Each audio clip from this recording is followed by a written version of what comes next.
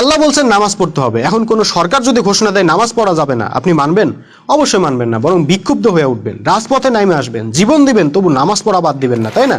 কারণ নামাজ আল্লাহর বিধান।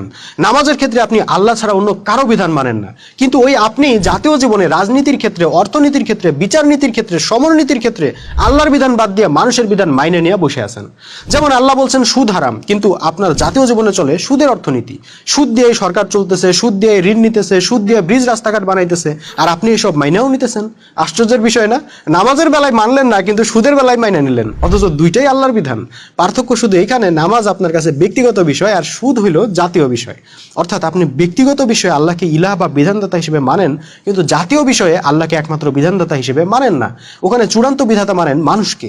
ভাই, আপনাদের জন্যই আল্লাহ পবিত্র কোরআনের সূরা বাকারার 85 নম্বর আয়াতে বলছেন, তবে কি তোমরা কিতাবের কিছু অংশ বিশ্বাস করো আর কিছু অংশকে অবিশ্বাস করো? যারা এরূপ করে তাদের